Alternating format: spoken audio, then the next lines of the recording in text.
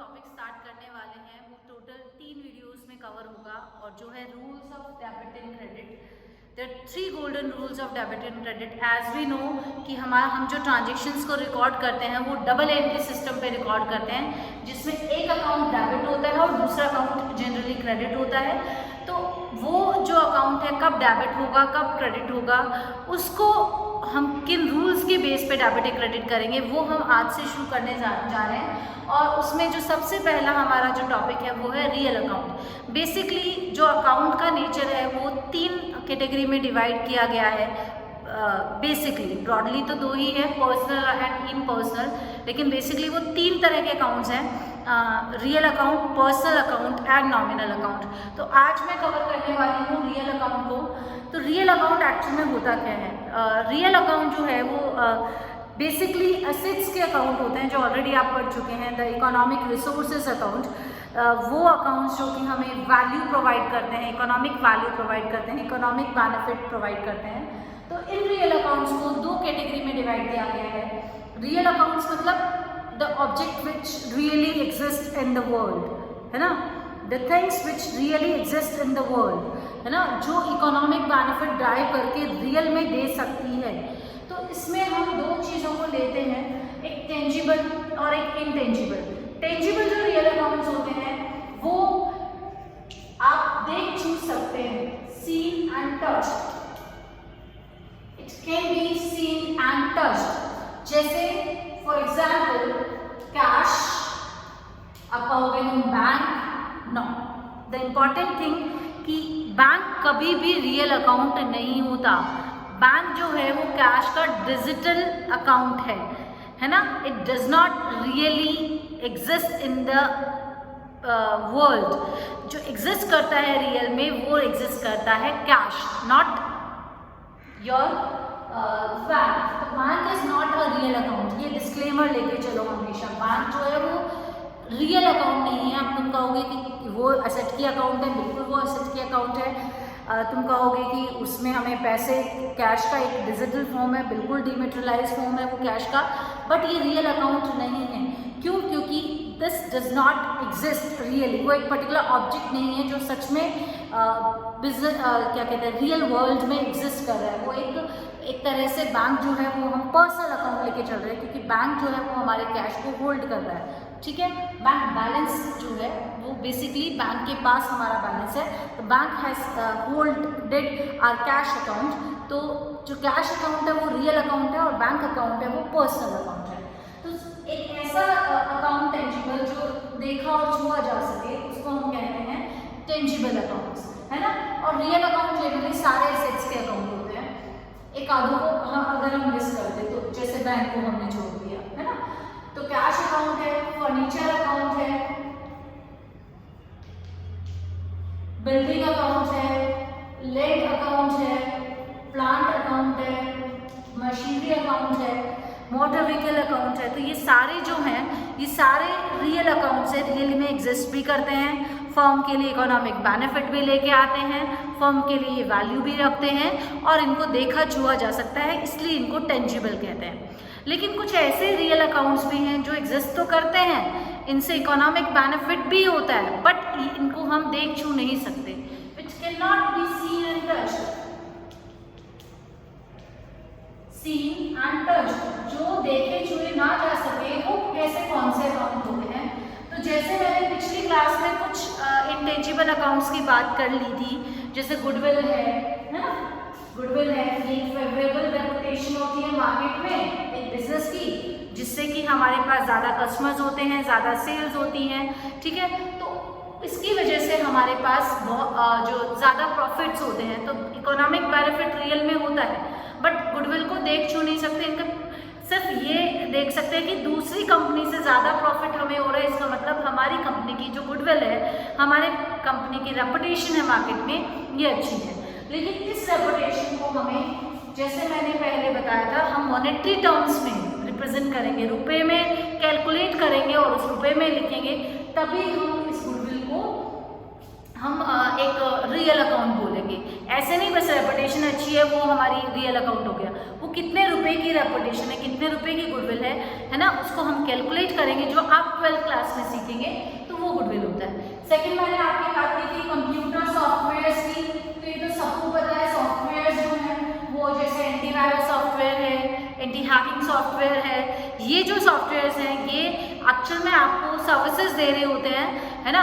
भले एक सीडी में आया, CD is the real thing जो 5-10 रुपये 20 रुपये 50 रुपये की वैल्यू रखेगी, तो वो हमारे लिए रियल नहीं है। हमारे लिए रियल क्या है, जो वो उसके अंदर जो हमारा प्रोग्राम है, प्रोग्रामिंग जो उसमें की गई है, जो कि हमें कोई बेनिफिट दे रही है कि हम वायरस से प्रोटेक्ट हो रहे हैं, हैकिंग से प्रोटेक्ट हो रहे हैं, या हमें कोई सर्विसेज हमारा जो क्या कहते हैं सिस्टम उसी से रन हो रहा है, तो वो जो है कंप्यूटर सॉफ्टवेयर जो है वो भी रियल अकाउंट की कैटेगरी में हम डालते हैं, क्योंकि these generally provide benefit to us, है ना, इकोनॉमिक बेनिफिट्स हमें करते हैं। एक मैं बात करूँगी पेटेंट्स।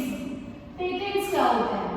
पेटेंट्स जो है वो एक्चुअल में मैन्युफैक्चरिंग राइट होता है कि आप जैसे ऑटोमोबाइल है या मोबाइल है, उसका डिज़ाइन, उसकी ऐप जो है वो जनरली रजिस्टर्ड होती है कि दूसरा कोई है वो सेम कॉपी नहीं कर सकता, है ना। यानी कि जब कोई प्रोडक्ट की डिज़ाइन, उसका स्टाइल, उसके फीचर्स को जब हम रजिस्टर करा लेते हैं, रजिस्टर्ड होता है, बाकायदा ये रजिस्टर्ड होता है, व्हेन इट गेट रजिस्टर्ड, तो वो जो मैन्युफैक्चरिंग राइट है उस प्रोडक्ट का वो सिर्फ हमारे पास रह जाता है। तो हम जो है वो जो पेटेंट है उस पर जितना रजिस्ट्रेशन का हमने खर्च किया है, तो वो जो वैल्यू है वो हमें इकोनॉमिक बेनिफिट दे रही है। कैसे इकोनॉमिक बेनिफिट दे रही है कि वो जो डिज़ाइन है that can not be copied by another business, तो वो जो डिज़ाइन या जो फीचर्स के जो कस्टमर्स होंगे वो सिर्फ हमारे पास आएंगे।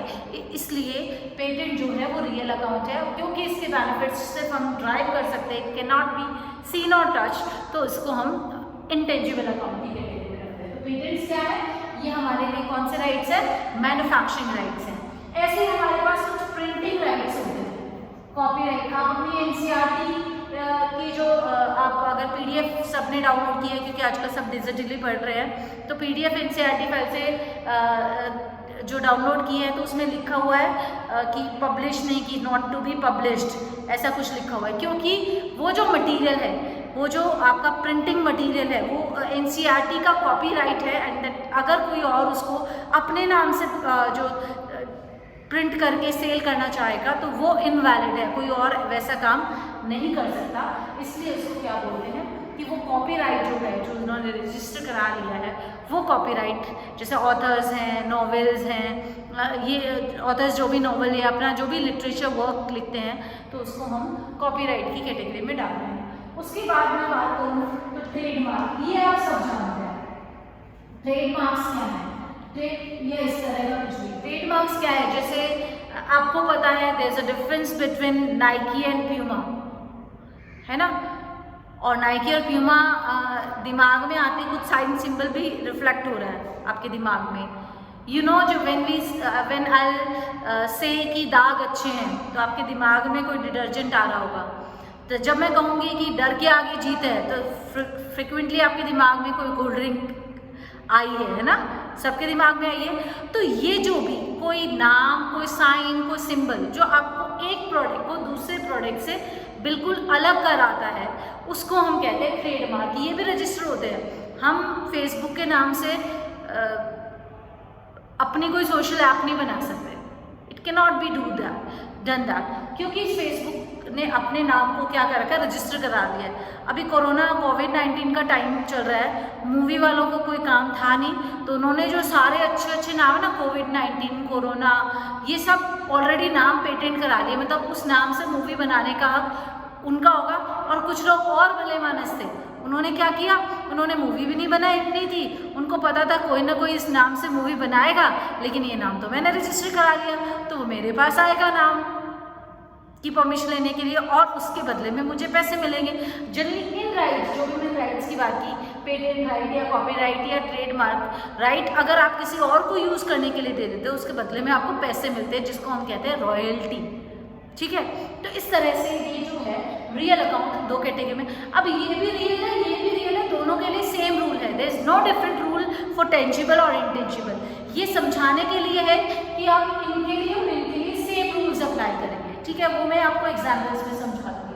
अब इनका रूल क्या है, इनका रूल ये है, देखो क्योंकि ये ऑब्जेक्ट्स हैं, रियल थिंग्स हैं, तो यानी कि या तो ये आएंगी बिजनेस में, ट्रांजेक्शन जब करेंगे, कोई भी बिजनेस ट्रांजेक्शन करेंगे तो या तो ये चीज़ें बिजनेस में आएंगी या ये चीज़ें बिजनेस से जाएगी। फॉर एग्जाम्पल, या तो आप फर्नीचर खरीदोगे या बेचोगे, या आप कैश दोगे किसी से या कैश लोगे, या बिल्डिंग खरीदोगे या बेचोगे, मशीनरी खरीदोगे या बेचोगे, कंप्यूटर सॉफ्टवेयर बनाओगे, पेटेंट को रजिस्टर कराओगे, ठीक है। गुडविल को भी आप खरीद सकते हैं, लेकिन गुडविल की खरीदने की और बेचने की एक लिमिटेशन है, आप बिजनेस के साथ ही खरीद बेच सकते हैं, अलग से अपनी गुडविल उठा के नहीं बेच सकते या खरीद सकते। आप ये नहीं कह सकते कि मेरा बिजनेस चल रहा है तो मेरी गुडविल खरीद ली, it can not be happen. आप बिजनेस बेचेंगे उसके साथ ही गुडविल को खरीद बेच सकते हैं, ठीक है। तो सॉफ्टवेयर है, पेटेंट्स है, कॉपीराइट है, ट्रेडमार्क है, ये सब जो है ये आप इन पे पे करेंगे। जनरली जब इन गुडविल को आप खरीद बेच सकते हो, लेकिन बिजनेस के साथ इन सब सॉफ्टवेयर आप खरीद बेच सकते हो। पेटेंट, कॉपीराइट, ट्रेडमार्क को आप जनरली खरीद सकते हो, मतलब इनको रजिस्टर कराने के पैसे खर्च कर सकते हो, लेकिन इनको बेचा नहीं जाता यानी कि आप बेचेंगे तो आपको जो पैसा मिलेगा वो रॉयल्टी की फॉर्म में होता है। इसलिए पेटेंट्स के ये जो चीज़ें हैं ये आप सेल आउट नहीं करते, है ना। अब इसमें बात है कि मैंने कुछ एग्जाम्पल लिए हैं, डेबिट व्हाट कम्स इन, मतलब जब भी ये चीज़ें आएंगी बिजनेस में, बिजनेस पॉइंट ऑफ व्यू से, किसी और पॉइंट ऑफ व्यू से हम बिजनेस को देखते हैं, बिजनेस में अगर ये सब रियल थिंग्स आ रही हैं तो डेबिट करेंगे, और अगर बिजनेस से जा रही है तो क्रेडिट करेंगे। तो मैंने कुछ एग्जाम्पल दिए जिसमें दोनों ही अकाउंट, देखो एक ट्रांजेक्शन में कम से कम 2 अकाउंट इफेक्ट होंगे, एक ट्रांजेक्शन में कम से कम कितने अकाउंट इफेक्टेड होंगे, 2, है ना। तो दोनों मैंने इस तरह के अकाउंट्स लिए हैं जो कि रियल हो, ताकि आपको चीज़ें समझ आए। जैसे फर्स्ट जो एग्जाम्पल है, purchased furniture with cash for ₹1 lakh, 1 lakh रुपए का फर्नीचर खरीदा और बदले में ऑब्वियसली हमें पैसे देने पड़ेंगे, तो नगद ही खरीदा है ना, कैश में खरीदा है। तो इसमें देखो फर्नीचर भी एक रियल अकाउंट है, कैश भी एक रियल अकाउंट है। अब इसमें देखो क्या आ रहा है बिजनेस में और क्या बिजनेस से जा रहा है। तो फर्नीचर खरीदा है तो फर्नीचर है कम्स इन, है ना, फर्नीचर आ रहा है, और कैश जो है वो गोज आउट, कैश जा रहा है, यानी कि फर्नीचर को हम क्या करेंगे, डेबिट करेंगे, और कैश को हम क्या करेंगे, क्रेडिट करेंगे। मैं अभी जर्नल आपको नहीं समझा रही, जर्नल इसलिए नहीं समझा रही क्योंकि जर्नल का प्रॉपर फॉर्मेट है। मैं सिर्फ आपको ये समझाने की कोशिश कर रही हूँ कि एक पर्टिकुलर ट्रांजेक्शन में कम से कम 2 अकाउंट होंगे, और कौन सा डेबिट होगा कौन सा क्रेडिट होगा ये आइडेंटिफाई करना बता रही हूँ, ओके। अब सेकेंड जो मैंने एग्जाम्पल दिया, सोल्ड मशीनरी फॉर कैश, मतलब पैसे लेके और मशीनरी बेची। अब मशीनरी भी आपका रियल अकाउंट है टेंजिबल वाला, और कैश भी आपका रियल अकाउंट है टेंजिबल वाला, ठीक है। तो जो मशीनरी है तो वो बिजनेस से गई है और कैश बिजनेस में आया है, कितने में 20,000 रुपये। तो ये जो मशीनरी कम हुई और कैश जो बढ़ा है, ठीक है, इसको हम कहेंगे कि मशीनरी गोज आउट हो रही है, तो मशीनरी को हम क्या करेंगे, क्रेडिट करेंगे, और कैश कम्स इन हो रहा है तो इसका मतलब कैश को हम क्या करेंगे, डेबिट करेंगे। क्लियर है। उसके बाद लास्ट है डेवलप्ड सॉफ्टवेयर कॉस्टिंग ₹40,000, मतलब आपने एक सॉफ्टवेयर बनाया है जिसपे आपको 40,000 रुपये खर्च हो गए। तो 40,000 रुपये खर्च हो गए मतलब क्या खर्च हुआ, हम ये मान के चल रहे हैं कैश खर्च हुआ, तो कैश गया 40,000 रुपये, और जो सॉफ्टवेयर है इंटेंजिबल जो आपका रियल अकाउंट है वो आपका सॉफ्टवेयर डेवलप हो गया, यानी कि सॉफ्टवेयर आपका आपके बिजनेस में आ गया, ठीक है, आप उसको अब यूज कर सकते हैं। तो सॉफ्टवेयर कम्स इन हो गया यानी कि डेबिट, और जो कैश है वो गोज आउट हो गया यानी कि क्रेडिट। समझ आ गया। अब मैंने वही ट्रांजेक्शन लिया जिसमें दोनों ही रियल अकाउंट हो, लेकिन ऐसा ज़रूरी नहीं होता कि दोनों ही रियल अकाउंट हो। आपके बिजनेस ट्रांजेक्शन में कोई एक रियल पर्सन नॉमिनल का कॉम्बिनेशन हो सकता है, या तीनों ही एक ट्रांजेक्शन में हो सकते हैं। कम से कम 2 की बात करी है मैंने एक ट्रांजेक्शन में, 2 से ज़्यादा अकाउंट्स में happen to appear. Okay, clear है। तो मेरे हिसाब से आपको रियल अकाउंट क्लियर है। नेक्स्ट क्लास में हम पर्सनल अकाउंट और नॉमिनल अकाउंट्स को पढ़ेंगे, एक एक करके समझाऊंगी, फिर एक कंबाइंड क्लास होगी जिसमें हम जर्नल एंट्रीज करेंगे, जिससे कि आपकी नॉलेज जो है स्ट्रॉन्ग हो जाए। Thank you very much for today, have a nice time.